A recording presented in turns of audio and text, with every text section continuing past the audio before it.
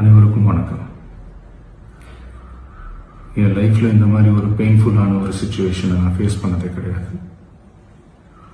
மனசு முழுக்க வலி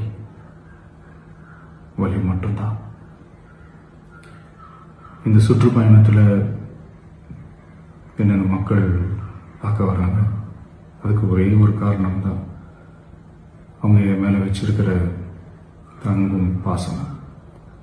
அந்த அன்புக்கும் பாசத்துக்கும் நான் எப்பவும் கடமைப்பட்டிருக்கிறேன்.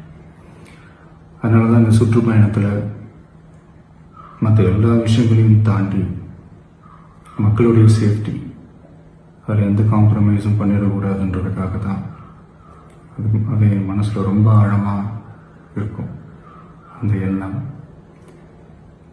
அதனால தான் இந்த அரசியல் காரணங்கள் எல்லாத்தையும் தவிர்த்துட்டு ஒதுக்கி வச்சுட்டு மக்களுடைய சேஃப்டி மட்டும் மைண்டில் வச்சுக்கிட்டு அதுக்கான இடங்களை சூஸ் பண்ணுறது, அதுக்கான இடங்களை பார்த்து பெர்மிஷன் கேட்கறது, போலீஸ் டிபார்ட்மெண்ட்டில் அதை ரிக்வெஸ்ட் பண்ணி கேட்போம். ஆனால் நடக்கக்கூடாதது நடந்துருச்சு. நான் மனுஷன் தானே. அந்த நேரத்தில் அத்தனை பேர் பாதிக்கப்பட்டு இருக்கும்போது எப்படி அந்த ஊரை விட்டுட்டு என்னால் கிளம்பி வர முடியும்?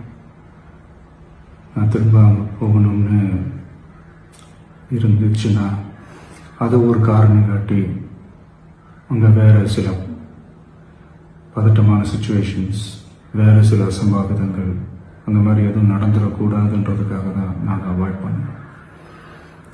இந்த நேரத்தில் சொந்தங்களை இழந்து தவிக்கிற அத்தனை குடும்பங்களுக்கும் என்னுடைய ஆழ்ந்த இரங்கலை தெரிவிச்சுக்கிறேன். எனக்கு தெரியும், என்ன சொன்னாலும் இது ஈடையாகாதுன்னு எனக்கு தெரியும். ஹாஸ்பிட்டலில் ட்ரீட் பண்ணிட்டு இருக்கிற எல்லாருமே சீக்கிரமாக க்யூர் ஆகி வரணுன்றதை இந்த நேரத்தில் நான் வேண்டிக்கிறேன். கூடிய சீக்கிரமே உங்கள் எல்லாரையும் நான் சந்திக்கிறேன். இந்த நேரத்தில் எங்களுடைய வலிகளை, எங்களுடைய நிலைமையை புரிஞ்சுக்கிட்டு எங்களுக்காக பேசின அரசியல் கட்சிகளை சார்ந்த நண்பர்கள், தலைவர்கள் அனைவருக்கும் என்னுடைய நன்றியை தெரிவிச்சுக்கிறேன். கிட்டத்தட்ட ஒரு 5 மாவட்டத்துக்கு பிரச்சாரத்துக்கு போனோம். இந்த மாதிரி எதுவுமே நடக்கல. ஆனால் கரூரில் மட்டும் ஏன் எப்படி நடக்குது?